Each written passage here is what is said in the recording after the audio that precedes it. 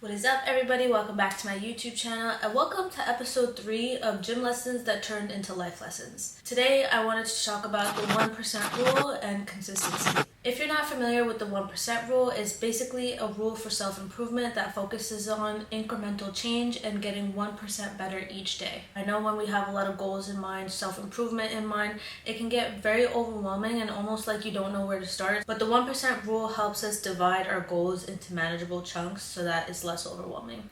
I've always heard people talk about this rule and I tried to implement it in my life, but it wasn't really solidified until I unintentionally practiced it when I showed up for myself every day in the gym. My fitness goals aren't nearly as much aesthetically driven as they are numbers driven. I've always wanted to push my boundaries and see how heavy I could go and what boundaries I could push. And so, for example, one of the biggest accomplishments of this year for me was hitting my 3-plate squat, and the only way I was able to get there was by showing up on my squat days, even on the days that I failed, and especially after I failed, is to be consistent and show up despite what the results look like currently. When you show up for yourself, not only are you committing to your goals, but you're also making room for incremental change and improvement. So when I showed up for my squats, I wasn't only making improvements in weights, but I was also making improvements in form and technique, and those improvements ended up being more crucial for my overall goals. So when you show up as often as you do, you make room and space and opportunity for improvement.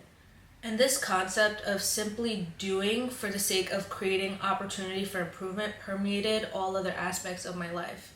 Even though it's helped me a lot in the gym, it's definitely become more of a mindset that's helped me with my spirituality, with my lifestyle, and with content creation. Like, I always aim to become a better Muslim, and I know it's hard because there's so many things that you can improve on, but when you really focus on small things, like for example, one of my goals was to read Quran once a week and then increasingly do it more per week over time. So it's not only was I creating a habit for myself, but I was also I was becoming better at reading Quran, and I would be able to read faster. So if I set a time goal, I was reading more Quran within that certain amount of time because I read better. Just in terms of my lifestyle, I often get overwhelmed very easily by my responsibilities, by my own goals, by my friendships, by just maintaining family. So taking it one thing at a time has helped honestly so much. It's just we don't have to do not everything everywhere all at once. We really don't have to do that. Just really focus on showing up, being present, and that in and of itself will give way for improvement.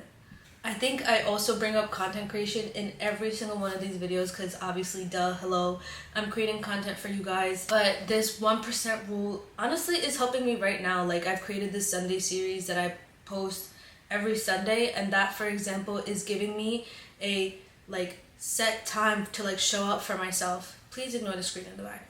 It's giving me a set time to show up for myself, knowing, okay, every Sunday I have to post a video no matter what. And because I've had this schedule, I'm getting better at editing, I'm getting better at talking to a camera, and I'm being consistent. I do bring up content creation a lot because there is a very steep learning curve and it's not easy. And like I said, with a lot of things, when you have big goals, it's easy to get overwhelmed. But with content creation, like I said, I'm focusing on making incremental change so that it becomes less overwhelming, and I'm doing it. It's not I'm thinking in my head, oh, it's gonna take a lot to record, I'm just doing it and improving over time. And one of the hardest parts about content creation, and also in the gym and in life, is not seeing results immediately. So I know we want to see the results so fast, but when you're really just focusing on improvement, it's the results will come because you're just focusing on the one thing that you're focusing on right now, and it's like compound interest. Being consistent is most definitely easier said than done, but that's why it's so important to show up on the days that you don't want to. It helps to develop a routine and habits that make incremental improvements a more natural and intuitive practice. This is why you'll often hear the phrase, discipline is greater than motivation, because it really is so true. You cannot rely on motivation to get you to where you want to be. You think I'm motivated to make this video right now?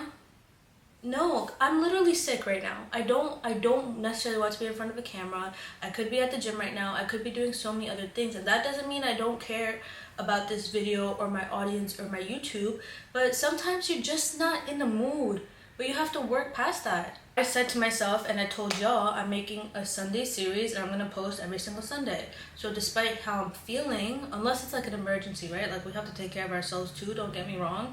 But you have to push through what you're feeling, and that's called discipline. I am motivated, yeah, to grow my YouTube channel, but in this very moment right now, my bed's looking comfortable. I'm not gonna lie. Doing what I need to do to get to where I want to be, despite how I'm feeling, is called discipline. It applies to my life, and it also applies to the gym and even my diet. I know I make a lot of food vlogs and eating what my mom makes, but a lot of the time I do restrict myself in ways where like I only show what I eat, but I don't show what I don't eat, if that makes sense. That also requires discipline, and meal prepping requires discipline. I don't necessarily enjoy eating the same thing 4 days a week, and I don't necessarily enjoy cooking. I'm not gonna lie, I don't love cooking all the time. Sometimes I do, but a lot of the time it just feels like annoying, but that's discipline, right? Like I know if I don't eat this much protein or if I don't eat this many carbs, I'm not going to perform and recover the way that I want. So in order for me to get to my squat or my deadlift or whatever, or my physique, I have to make certain changes to my diet and plan accordingly. So with the gym, like the sun sets at like 4:30. It was so hard, and this coming from a gym rat who loves the gym, it was even hard on those days for me to want to go, but guess what? I still go. I don't love doing cardio, but I know it's good for me, so I still do it. I absolutely hate doing hip thrusts, and guess what? I still do it. These things are called discipline, and a lot of people ask me, how do you stay motivated? Even though I'm a gym rat who loves being in the gym, there are definitely a lot of aspects of it that just comes down to discipline. And because I'm a gym rat, I've created the habits and the routine of going. So even when I'm not feeling 100%, even when I don't feel like going because the sun sets early, I'm still gonna go because I've developed that routine for myself. And that's a principle that you should apply with other aspects in your life in order to get to where you want to be. This is why creating habits is so important. Like in the same way you brush your teeth and wash your face without even thinking about it in the morning, right? Like I go to the gym without really thinking about it. Like I'm done with work at the end of the day, I'm gonna go to the gym. It's kind of mindless and it's just part of my lifestyle and my routine, and it's automatic. These are the certain types of habits that you want to create for yourself. Like with content creation, for me, again, bringing it up again, I'm so sorry. I want to post a video every Sunday, so I have to make sure I record and edit it before Sunday. And now Thursdays have started to become my recording day. So it's just kind of set of routine systems, honestly, of how you work and how you're going to get the output that you promised yourself. I know this video is going to be posted on New Year's Eve, and I hope y'all are setting your 2024 goals if you have not already. But one thing that I do want y'all to keep in mind is when you set these goals, also think about how you're going to do them and what systems and processes are you going to set in your life to help you get to where you want to be, to help you achieve those goals. Because a goal without a plan is just a goal. Like a dream without a action will always just be a dream. Like you're not gonna get there unless you put the work in. Your goals should sound a little crazy when you say them out loud, but that's how you know you're doing something that's actually challenging you. So if you're doing something that's challenging you, how are you going to get there? What are you going to do on a regular basis, on a daily, weekly, monthly basis to ensure that you're going to get to where you want to be by the end of the year?